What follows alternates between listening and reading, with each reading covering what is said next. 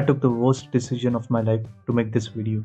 Yeah, some movies are bad, and there are movies so painfully terrible that IMDb literally said, "Bro, we need a new number system to measure this." Today, we are going through 7 lowest rated movies, shows, and anime. And trust me, some of these are criminal offense against storytelling.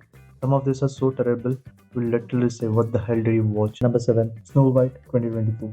Disney attempted live action remake of the classic Snow White. The story is reimagined with modern themes and major character changes. It tried to be fresh, bold, and empowering. Instead, it just got everyone confused. First of all, Rachel Zegler's comments about Snow White and the independence from the prince was nowhere near what the story offered.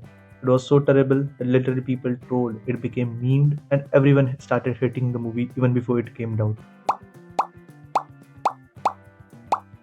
And yeah, the casting decision were also questioned.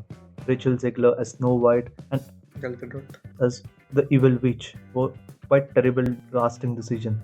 But from the trailers to the behind the scene moments, everything about the movie created backlash. Massive changes to the drops, dialogues, and tone made fans lose interest instantly. The film feels more like a corporate TED talk than a fairy tale. The remake didn't modernize Snow White, it buried her completely. The next One Punch Man Season 3, or I should say, One Frame Man. Season 3 adapts the Monster Association arc of S-class heroes versus the God tier monsters. Saitama's journey is supposed to be at peak epicness in this arc. Fans awaited years for the season. Yeah, season 1 was really good. Season 2 was not up to the expectation, but season 3 really dropped to a new low. The animation was so terrible that the anime of The Way of the House Husband looked better in front of this. Literally, fans begged for this anime for years. YouTubers, fans, and literally everyone hyped up the upcoming season, but it was like PowerPoint presentation. Karaoke was troll heavy. Some of the scenes are cut out. Memers and fanbase was ready to troll this season.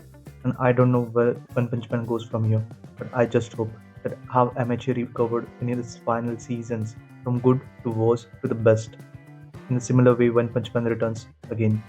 Umbrella Academy Season 4. The basic story was Season 4 wraps up the story of the Hargreaves family story and countless timelines, resets, and disaster. They try to fix the universe, deal with powers, and end the character arcs. It's supposed to be emotional finale of the beloved franchise. Instead, it feels like someone pressed skipped on the writing button itself. Maybe when it started, it had the potential to be something like Stranger Things. It started at the same time, or even give a good ending like Lock and Key. But the pacing is rushed, the resolution feels forced, and the emotional payoff never lands. Some characters finish arcs that they never even started. There were arcs of cheating, arcs that the whole family ended in a way that no one expected. You can literally say the writer take it in every scene. The show started X-Men meets the Wes Anderson world and ended with "We tried, now let's go home." Number 4, Ballistic Ecks vs. Serve. Now this movie is one of the terrible movie which I have watched. The story is of two rival agents are forced to work together to stop a deadly weapon. It's supposed to be an intense spy versus spy action thriller. There is conspiracy, explosion, double crossing. At least that's what the poster promised. Film is rated one of the worst in IMDb history, and honestly, that's generous. The plot makes zero sense. The action is robotic. The character's emotional range is of a cardboard. You can see a still frame. There's the range of acting that both the actors showed throughout the movie. It's like watching two NPC fight for 2 hours. The movie didn't flop, it just crash landed. Now, you know your boy has gone through a lot to make this video, so don't forget to like, share, and subscribe, and comment down your worst movie which you have watched. The Promised Neverland Season 2. Season 2 continues the story of the kids escaping from the human farm run by demons. They travel the outside world searching for allies and safety. The manga tells a deep, long, emotional journey, but the anime literally skipped 100 chapters in one afternoon. Yeah, the season was a speedrun of entire storyline, like it was trying to catch a train.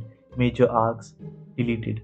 Characters faded out. World building non existential. It went from being a masterpiece to what the hell did I just watch? When I read its manga, I was literally looking forward what the season 2 had to offer, but season 2 was literally a terrible adaptation of the rest of the chapters. I think so Promised Neverland deserved much better than this. If any Promised Neverland fan over there, I'd recommend read its manga. Number 2, Radhe. Radhe is about an encounter specialist trying to clean up Mumbai's drug problem. He goes undercover, hunts dealers, and tries to win over his love interest. It's supposed to be gritty action thriller with emotional stakes. First of all, as in a Salman Khan movie, people's expectations and reality are quite different. First of all, people expect a mass movie where Salman Khan will go all out, but some problematic elements also come with it, which producer bring in Salman Khan romancing a actress half his age. But still, it's all good in a Bollywood movie. But in this movie, Salman Khan teleports, jumps, flies, and probably phase shifts at some point. Even the background extras look tired of being in this movie. It was one of the worst movies of Salman Khan's career. Morbius 2022. Morbius follows a scientist with a rare blood disease who experiments on himself using bat DNA. The cure turns him into a vampire-like creature and drags him into a conflict with equally cursed friend. In theory, it's dark, tragic anti-hero story set in Sony's Spider-Man universe, but in reality, it's more confusing than the plot of Tenet explained backwards. The movie has pacing of an YouTube ad, the CGI of a mobile game, and the dialogue written by someone who learned English yesterday. The movie is terrible. First of all, Sony Spider-Man universe, literally it never had a Spider-Man.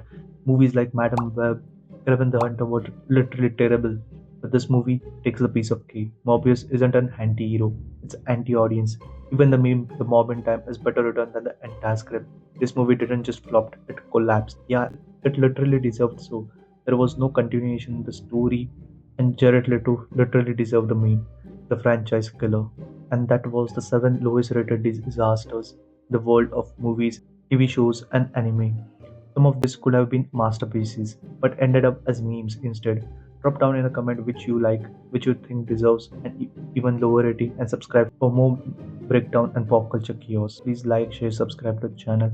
See you in the next one. And this is your boy Random AF signing.